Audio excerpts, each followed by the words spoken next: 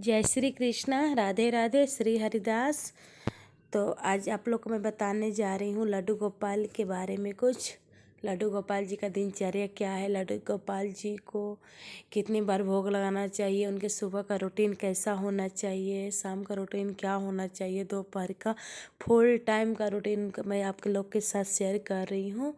तो प्लीज़ अच्छा लगे आप लोग को तो अंत तक बने रहिए और आप लोग वीडियो ज़्यादा से ज़्यादा शेयर कीजिए ताकि आप लोग के पास पहुंच सके लड्डू गोपाल जी का दिनचर्या, उनका रूटीन, कैसे सेवा करना चाहिए, कैसे भोग लगाना चाहिए, क्या नहीं करना चाहिए, क्या करना चाहिए। तो आइए चलते हैं। आज का विषय लड्डू गोपाल के बारे में है कि अगर जो लड्डू गोपाल जी को रखना चाहते हैं या रखे हों तो कौन सा दिन मुहूर्त कौन सा अच्छा होता है, किस दिन आपके घर गोपाल जी आए, उनके लिए लड्डू गोपाल जी के बारे में जो जानना चाहते हैं उनके लिए है ये वाला वीडियो है। अगर आप पूरे अंत तक बने रहिएगा तो आप अच्छे से जान पाएंगे कि क्या करना है क्या नहीं करना, क्या लड्डू गोपाल को कब लाएं कब नहीं लाएं।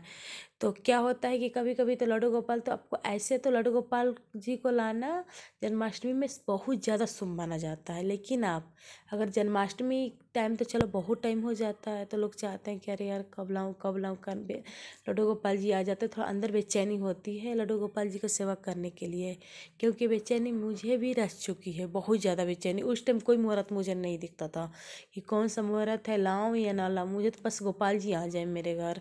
उनसे बस यही प्रार्थना करती थी कि कन्हैया आप आ जाइए मेरे घर। तो उसी के बारे में बता रही हूँ। तो आप एकादशी के दिन भी ला सकते हैं, दोनों एकादशी में शुक्ल पक्ष हो या कृष्ण पक्ष हो, पूर्णिमा को भी ला सकते हैं आप गोपाल जी। तो आप अपने लड्डू गोपाल जी को ला के आप उनको अच्छे से सेवा कीजिए, खूब प्रेम से सेवा कीजिए, खूब प्रेम दीजिए लड्डू गोपाल जी को। तो चलिए हम लोग आगे बढ़ते हैं। तो लड्डू गोपाल जी का क्या बताने वाली थी मैं, दिनचर्या। तो आप लोग के साथ दिनचर्या शेयर करती हूँ। तो लड्डू गोपाल जी को अगर जो लोग घर में मंदिर में स्थापित लड्डू गोपाल जी को करना चाहते हैं तो उनके लिए ये नियम बहुत ज़्यादा ज़रूरी है। वो अब अच्छे से नियम से लड्डू गोपाल जी का सेवा करें, क्योंकि वो तो लड्डू गोपाल जी तो हैं ही, बच्चे तो हैं ही, आपका बात सत्य है, लेकिन एक तरफ से वो नारायण का भी ध्यान रखना है कि वो नारायण भी हैं। तो आपको दोनों चीज़ लेके चलना है। तो पहला नियम ये है लड्डू गोपाल जी का कि आपको रोज उनको लड्डू गोपाल जी को रोजाना नियम से स्नान आपको करानी है। डेली नियम, डेली नियम, ये नहीं कि आज कराएं स्नान कल छोड़ दिए, आज कराएं कल छोड़ दिए, ऐसा नहीं आपको करना है। आपको प्रतिदिन उनको स्नान करानी है। उनको प्रतिदिन सुबह उठिए सबसे पहले उनको स्नान ही कराना है, क्योंकि लड्डू गोपाल श्री कृष्ण का ही बाल स्वरूप है। ऐसे में उनको एक बच्चे की तरह रखना होता है। जैसे हम अपने बच्चों को कैसे नहाते हैं, सुबह में उठा के पहले नहाते हैं, उस तरह से ही एक बच्चे की भांति ही उनको घर में रखना है। लड्डू गोपाल को नियमित रूप से स्नान कराना होगा। इसके लिए विशेष रूप से दही, शहद, गंगाजल और घी का इस्तेमाल करना चाहिए, जिसको हम लोग पंचामृत भी बोलते हैं। लड्डू गोपाल जी को विशेष दिनों में तो पंचामृत से ज़रूर स्नान कराइए।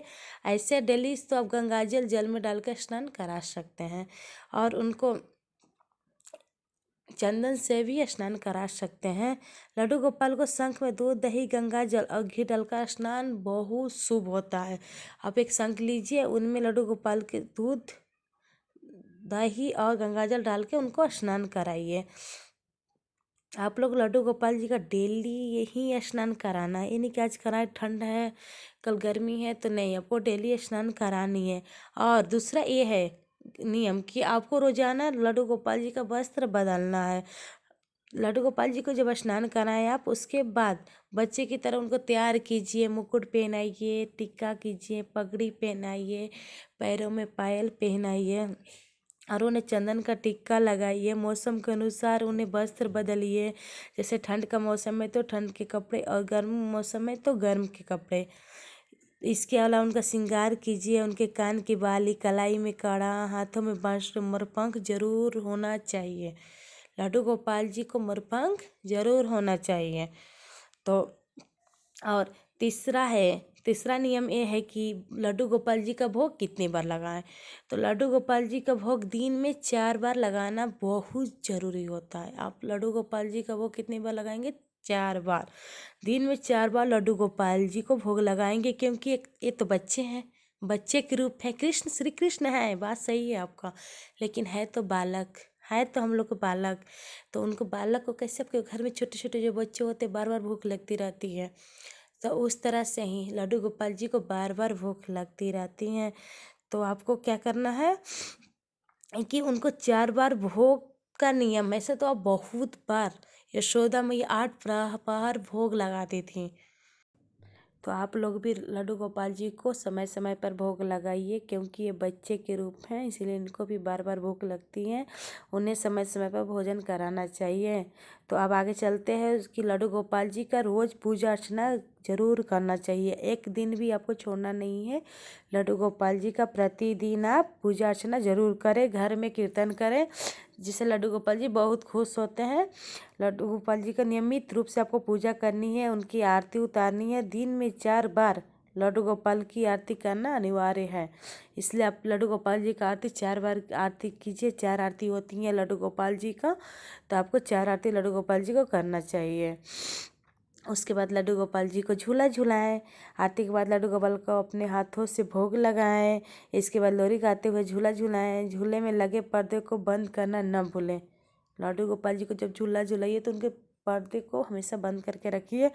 रात को बाल गोपाल को सुलाने का भी आपको भूलना नहीं है। जब रात को लड्डू गोपाल जी को सुलाना ज़रूरी होता है, उनको रात में ज़रूर शयन कराइए। जिस घर में उनको विग्रह नहीं है, मूर्ति नहीं है, वो बच्चा है, उनको मूर्ति अब समझना सोचना भी बहुत बड़ा अपराध है। लड्डू गोपाल जी कोई मूर्ति नहीं है, इसीलिए उनको ज़रूर शयन कराइए आप। लड्डू गोपाल जी को नियमित रूप से आपको रात्रि में शयन करानी है, और लड्डू गोपाल जी को अपना बच्चा बालक ही समझना है, इसीलिए आपको कभी भी लड्डू गोपाल जी को अकेले छोड़ के कहीं जाना नहीं है। बाल गोपाल घर के सबसे छोटे सदस्य माने जाते हैं। बाल गोपाल का होना मतलब किसी नन्हे बालों को घर में रखना है, इसलिए उनका ख्याल भी आपको ठीक वैसे ही रखना है जैसे घर के छोटे बच्चों का रखा जाता है। इसलिए घर में बाल गोपाल को कभी अकेला नहीं छोड़िए आप।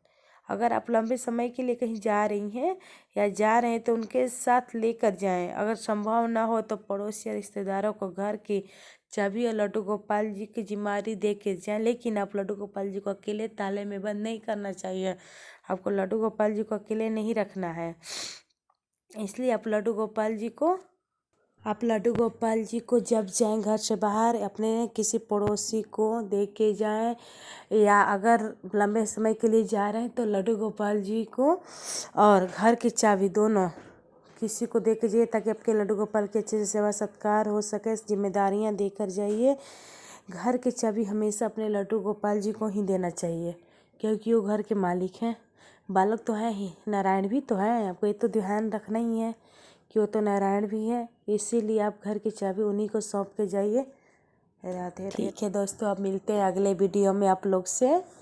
अगर ऐसा वीडियो आप लोग को देखना हो या लड्डू गोपाल की कोई जानकारियाँ हो तो आप लोग प्लीज़ कमेंट बॉक्स में ज़रूर बताएं, और कैसा वीडियो बनाना है ये भी कमेंट बॉक्स में ज़रूर लिखें। राधे राधे।